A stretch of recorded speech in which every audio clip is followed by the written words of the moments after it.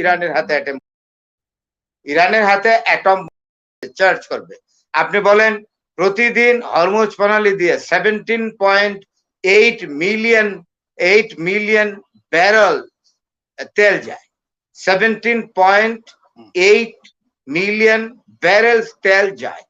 তাহলে হরমুজ প্রণালী স্টপ থাকলে ইউরোপের সবশেষ শিল্প শেষ। ইরান অলরেডি হরমুজ প্রণালী বন্ধ করেছে, এবং হরমুজ প্রণালী যদি আমেরিকা ধরেন অ্যাটম চার্জ করলো, ইরান এর আগেই চার্জ করবে, কারণ ইরান এখন অনেক ইন্টেলিজেন্ট। ইরানকে আত্মসমর্পণ করতে বলেছে। সমস্যাটা হলো এই, ডোনাল্ড ট্রাম্পকে নিয়ে প্রবলেমটা হলো ডোনাল্ড ট্রাম্প হিস্ট্রি পড়েন না। ব্যবসায়ী মানুষ তো, ব্যবসা থেকে প্রেসিডেন্ট, ব্যবসায়ী থেকে রাষ্ট্রপতি, আমেরিকার প্রেসিডেন্ট হয়েছে। He does not know the history of Iran. ইরানের ইতিহাসটা ওনার জানা থাকলে উনি আত্মসমর্পণের আহ্বান ইরানি জাতিকে জানাইতেন না। ইরান হলো পারস্য জাতি, হ্যাঁ, পার্সিয়ান নেশন, ওয়ার্ল্ডের সেরা আর্য জাতি। এই জাতি যুদ্ধ করতে জানে, প্রতিরোধ করতে জানে, প্রতিবাদ করতে জানে, আত্মসমর্পণ করতে জানে না। এই জিনিসটাই ডোনাল্ড ট্রাম্প জানেন না বলেই এই ধরনের কথা বলেছেন। ইতিহাসটা জানলে উনি এটা বলতেন না। আপনাকে একটা কথা বলি, ইরানে যখন ইসলামী বিপ্লবের মাধ্যমে বর্তমান সরকার ক্ষমতায় আসে, ইরানের শাহেনশাহ রেজা শাহ পেহলভিকে দেশ থেকে উৎখাত করে, তখন একটা ক্রাইসিস তৈরি হয়েছিল আমেরিকা এবং ইরানের মধ্যে। এই ক্রাইসিসটা ছিল হোস্টেজ ক্রাইসিস, অর্থাৎ জিম্মি সংকট। আপনার আমেরিকার বেশ কয়েকজন জিম্মিকে ইরানিরা আটকে রেখেছিল এবং দিচ্ছিল না। তখন ইলেকশন হলো, আমেরিকাতে ইলেকশনও চলছিল জিমি কার্টার এবং প্রেসিডেন্ট রিগানের মধ্যে। জিমি কার্টার ইনকামবেন্ট প্রেসিডেন্ট ছিলেন, তিনি জিম্মি সংকট নিরসন করতে পারেননি, অর্থাৎ ইরানিদের হাত থেকে আপনার আমেরিকান জিম্মিদেরকে উদ্ধার করে নিয়ে যেতে পারেননি। সেই মুহূর্তে আপনার প্রেসিডেন্ট রেগান আসলেন ক্ষমতায়। রেগান খুব চৌকুশ ছিলেন এবং সুবক্তা আমার দৃষ্টিতে আমেরিকার। তিনি এসে ডিপ্লোম্যাটিক একটি ইয়ে দিয়ে, মানে এন্ডেভার করে আমেরিকান এই জিম্মিদেরকে ইরানিদের হাত থেকে নিয়ে গেলেন। এবং সবচেয়ে বড় কথা যেটা হলো এই, যে ডোনাল্ড ট্রাম্প ইচ্ছা করলে কিন্তু শক্তি প্রয়োগ করতে পারতেন, কিন্তু শক্তি প্রয়োগ কিন্তু কার্টার করেছিলেন। কমান্ডো হামলার মাধ্যমে তিনি জিম্মিদেরকে উদ্ধার করতে চেয়েছিলেন, আমেরিকান জিম্মিদেরকে ইরানিদের হাত থেকে মুক্ত করতে চেয়েছিলেন, বাট কার্টার ফেইলড। কিন্তু এই ইতিহাসগুলো তো আমার মনে হয় ডোনাল্ড ট্রাম্পের জানা, অন্তত এইটা তো জানার কথা, এটা তো অতি সাম্প্রতিক ইতিহাস। কিন্তু ইরানের প্রাচীন ইতিহাস উনি জানেন না বলেই ইরানি জাতি বা পারস্য জাতিকে উনি বলেছেন আত্মসমর্পণ করতে। আলেকজান্ডার ইরানের বিরুদ্ধে, পারস্যের বিরুদ্ধে যুদ্ধ করেছিলেন, তখন পারস্যের রাজা ছিলেন দারিউস, তিনি আত্মসমর্পণ করেন নাই, তিনি শহীদ হয়েছিলেন। তো এই বিষয়গুলো একটু জানতে হবে। তো ডোনাল্ড ট্রাম্প আমেরিকান জাতির দুর্গতি এবং দুর্ভাগ্য যে ডোনাল্ড ট্রাম্পের মতো একটা অস্থির মতির মানুষ, অস্থির মস্তিষ্কের মানুষ আপনার আমেরিকার তক্তে বসেছে, এবং সকালে একটা সিদ্ধান্ত দেন, 10টার সময় একটা সিদ্ধান্ত দেন, দুপুরে একটা সিদ্ধান্ত দেন, বিকেলে একটা দেন, রাতে সন্ধ্যারাত্রির দিকে একটা দেন, শোয়ার আগে একটা দেন। আমি অদ্ভুত একটি ব্যাপার। এবং তার এই সিদ্ধান্তহীনতা আমেরিকান প্রশাসনকে একেবারে সাংঘাতিকভাবে নাড়া দিচ্ছে, এবং অনেকেই ডোনাল্ড ট্রাম্পের বিরুদ্ধে মুখ খুলেছে এবং সমালোচনা করছে। এখানে আমি একজন ব্যক্তির কথা বলি, ওনার নাম হলো ওয়ার্নার। ওয়ার্নারের কথা বলবো। উনি আমেরিকার যে ডিফেন্স, অর্থাৎ ডিফেন্স কাউন্সিলের উনি অ্যাডভাইজার। উনি ডোনাল্ড ট্রাম্পকে সতর্ক করে বলেছেন যে ডোনাল্ড ট্রাম্প সতর্ক করে মন্তব্য করা উচিত, তিনি আমাদের প্রেসিডেন্ট। কেননা তিনি এই ধরনের মন্তব্য কেন করেন যে উনি ইরানের উপর নিউক্লিয়ার হামলা করবেন? আপনারা শুনেছেন বোধহয়, আজকেই ডোনাল্ড ট্রাম্প কোনো একটি সময়ে বলেছে যে প্রয়োজনে আমি ইরানের উপরে পরমাণু হামলা করবো, অ্যাটম বোমা ফাটিয়ে দিব ইরানের উপরে। কখন বলা হয়েছে? খুবই কথা, যখন বলা হলো যে ইসরায়েলের নেতানিয়াহু, যে স্টুপিড নটি গাই, যে নটি boy of America, Netanyahu is the নটি বয় অফ আমেরিকা। এই নটি বয় যখন বলছে যে আমরা তো তছনছ হয়ে যাচ্ছি ইরানের আক্রমণে, বুঝতেই পারি না ইরানের হাতে এত আর্মস আছে, এত ব্যালিস্টিক মিসাইল আছে। সবচেয়ে বড় কথা ফাত্তা 1 এন্ড ফাত্তা 2, যেটা সুপার সনিক, যেটাকে বলে হাইপারসনিক।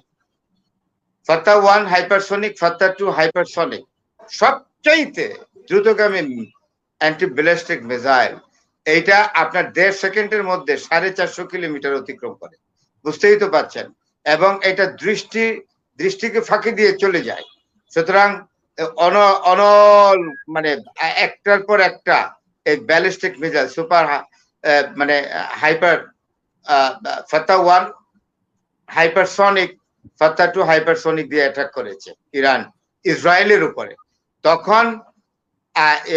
যখন বেগতিক দেখেছে, তখন ডোনাল্ড ট্রাম্প সিদ্ধান্ত নিল যে ক্লাস্টার বোমা দিয়ে, এটা বলে bunker blaster strike, bunker blaster strike, এক জাতীয় বোমা যা দিয়ে বম্বিং করলে 200 ফিট নিচে যায়।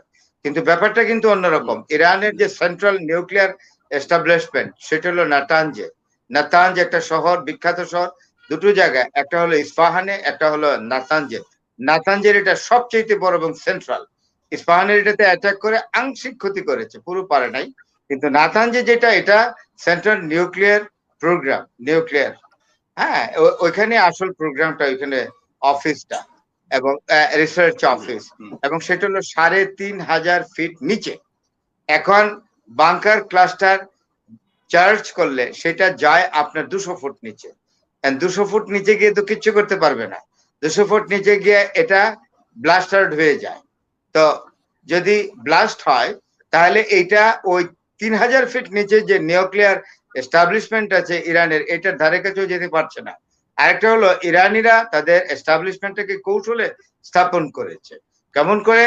তারা ওই সমতল ভূমির নিচে ৩,০০০ ফিট নিচে গেড়েছে, গেড়ে তারপরে এটাকে টার্ন করিয়ে টানেল করে এটা পাহাড়ের নিচে নিয়ে গেছে। তাইলে আপনি এখন দেখেন, সমতল ভূমি থেকে ৩,০০০ ফিট, আর তার উপরে আছে পাহাড়, এটা পাহাড়ের নিচে নিয়ে গেছে। তো তাহলে পাহাড়ের উপরে তো আরো অন্তত ১,০০০ ১,৫০০ ফিট উপরে হবে। তাহলে প্রায় ধরেন রাফলি ৫,০০০ ফিট, ৫,০০০ ফিট নিচে তো আপনার বাংকার ক্লাস্টার কখনো যাবে না, বাংকার ক্লাস্টার বম কখনো অ্যাটাক করতে পারবে না। সো যখন তাকে রিপোর্ট করা হলো, আমেরিকান ইন্টেলিজেন্স যখন রিপোর্ট করলো এবং ডিফেন্স স্ট্র্যাটেজিস্টরা ডোনাল্ড ট্রাম্পকে রিপোর্ট করলো যে আমাদের বাংকার ব্লাস্টার স্ট্রাইকিং এ আমরা ইউরেনিয়াম প্রসেসিং যে জোন, যেটা নাতান যে শহরে অবস্থিত এবং ৩,০০০ ফিট, তাও আবার পাহাড়ের নিচে, এটা আমাদের পক্ষে সম্ভব নষ্ট করা। তখনই উনি রিভাইজ করলেন ডোনাল্ড ট্রাম্প যে তাইলে আমি নিউক্লিয়ার অ্যাটাকে যাব। এইটা শোনার পর সেনেটররা বাধা দিয়েছে, এবং একজন বিখ্যাত সেনেটর, যিনি এখন আমেরিকান সেনেটে সবচেয়ে জ্যেষ্ঠতম ব্যক্তি, তার নাম হলো বার্নি স্যান্ডার্স।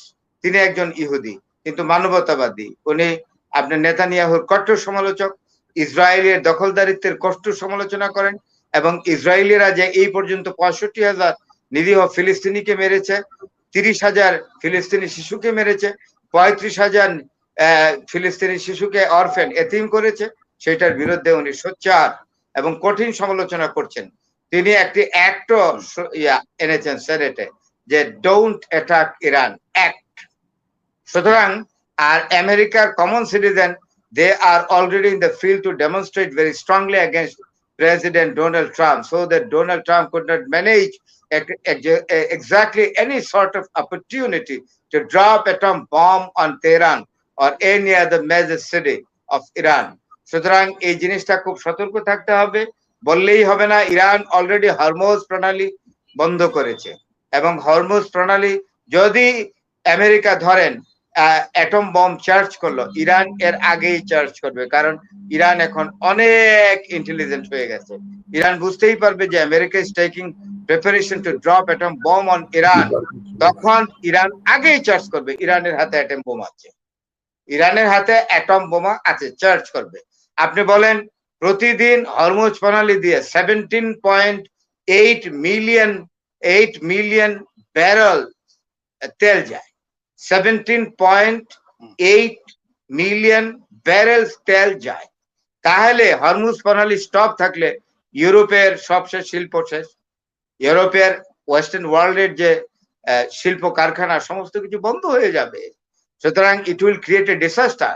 আমেরিকার একজন জেনারেল সরাসরি ডোনাল্ড ট্রাম্পকে বলেছে যে আপনি যে সিদ্ধান্ত নিতে যাচ্ছেন যে এটা খুব সাংঘাতিক সিদ্ধান্ত, এটা মুখে উচ্চারণ করবেন না, যে আপনি ইয়ে করবেন, অ্যাটাক করবেন, নিউক্লিয়ার অ্যাটাক করবেন ইরানের উপরে, নিউক্লিয়ার অ্যাটাক, এটা এটা ডিসাস্টারাস হবে।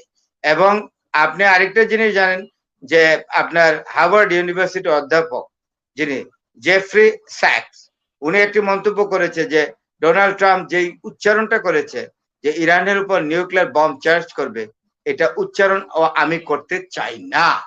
আপনি দেখেন তো ইসরায়েলের শান্তিপ্রিয় মানুষরা কিন্তু নেতানিয়াহুর চরম বিরোধিতা করছে, এবং রাবাই যারা হেড পরে লম্বা দাড়ি, তারা কিন্তু ওই যে চার্চের ইয়াদের মতো, ফাদারদের মতো, তারা কিন্তু এটা পছন্দ করে না, শান্তিপ্রিয়, তারা জায়নিজমে বিশ্বাস করে না, এবং they are the strong critics of Netanyahu. এবং একটা জিনিস ইরান করেছে, নেতানিয়াহুর পলিটিক্যাল লাইফ চিরদিনের জন্য ডুম করেছে। এই Netanyahu, he is a bloody guy who is creating problem particularly for Middle East, and he is the cause of several attacks in Middle East by Israel, এবং ইরাকের নিউক্লিয়ার যে চুল্লি তার পরামর্শে ইসরায়েল স্ট্রাইক করে এটা চিরদিনের জন্য শেষ করে দিয়েছে। এই নেতানিয়াহুর স্কিম হলো কোন আরব কান্ট্রি যাতে নিউক্লিয়ার পাওয়ার সম্পন্ন না হয়, মিডল ইস্টের কোন দেশ যাতে নিউক্লিয়ার সম্পন্ন না হয়, ইরান যাতে কোনোভাবেই না হয়, কিন্তু বিধি বামে ইরানের কাছে নিউক্লিয়ার বোমা রয়েছে। সুতরাং it is an alarming situation, particularly for America. America has to consider 100 times whether he will go to the nuclear strike, particularly on Iran. Thank you very much.